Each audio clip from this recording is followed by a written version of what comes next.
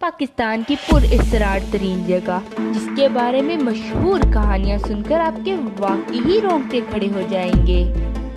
ہمارے ملک میں دنیا کے پر اسرار ترین عجوبے ہونے کے باوجود خود ہمیں ان کی خبر ہی نہیں۔ بلوچستان کے شہر لیس بیلا کے قریب واقع گندرانی کی غاریں بھی ایک ایسی ہی حیرت انگیز چیزیں ہیں جنہیں دیکھنے والا بھول ہی جاتا ہے کہ وہ کس دنیا میں ہے۔ ان غاروں کو شہر روغن، بدروحوں کا شہر، مائی گندرانی کا شہر اور پرانے گھر کے نام سے بھی یاد کیا جاتا ہے۔ اردو مسٹیریس ورلڈ کے معزز دوستو، میں ہوں سائمہ اکبر اور تمام دیکھنے اور سننے والوں کو السلام علیکم۔ لیس بیلا شہر سے شمال میں 15 سے 18 کلومیٹر فاصلے پر واقع ان کے ذریعے بھی پہنچا جا سکتا ہے۔ N25 غاروں تک کراچی کوئٹہ ہائی وے سے ہے۔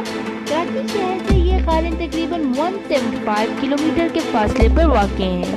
اگرچہ ان غاروں کے متعلق مصدقہ حقائق معلوم نہیں، البتہ کئی طرح کی دلچسپ و عجیب داستانیں ضرور مشہور ہیں۔ کچھ تاریخ دانوں کا خیال ہے کہ یہ غاریں 7ویں صدی میں آباد ہوئیں اور یہاں اس وقت کی بت سلطنت کی عبادت گاہیں تھیں۔ تاریخ دان اندرے ونگ کے مطابق یہ بدھ مت کا مرکزی مندر تھی۔ راتوں رات دریا سے ایک بہت بڑی چیز غائب ہوگی، ایسی حقیقت کو دیکھ کے سائنسدان پریشان ہو گئے۔ ایک مقامی روایات میں ان غاروں کو قدیم زمانے کے ایک طاقتور بادشاہ کی پرورش بیٹی بدیع الجمال کی کہانی سے منسلک کیا جاتا ہے۔ کہا جاتا ہے کہ کچھ بلائیں شہزادی بدیع الجمال کے پیچھے پڑ گئیں اور اسے اٹھا کر اپنے ساتھ لے جانا چاہتی تھی۔ گندرانی ایک بہت بڑی قدیم اور پر اسرار غار ہے جس میں قدیم دور کی کسی تہذیب کے آثار آج بھی باقی ہیں۔ اس بڑے غار کے اندر بے شمار چھوٹے غار نما کمرے ہیں۔ ان میں سے کچھ کے سامنے برآمدے بھی بنے ہوئے ہیں، جبکہ کئی جگہوں پہ باورچی خانے کے آثار بھی ملتے ہیں۔ بادشاہ نے اپنی بیٹی کو ان بلاؤں سے نجات دلانے کے لیے 7 شہزور جنگجوؤں کی خدمت حاصل کی، لیکن کوئی بھی کامیاب نہ ہوا۔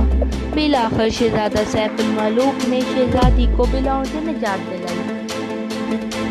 ایک اور مشہور روایت ہے کہ پرانے زمانے میں اس علاقے میں مائی گندرانی نامی ایک خاتون رہا کرتی تھی۔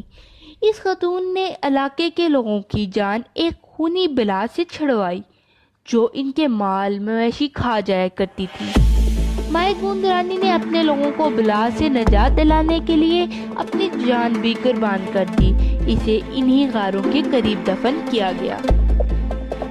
اس علاقے کے لوگوں کا کہنا ہے کہ یہاں کبھی 1500 غاریں ہوا کرتی تھی، لیکن اب ان میں سے صرف 500 اپنی درست حالت میں باقی رہ گئی ہیں۔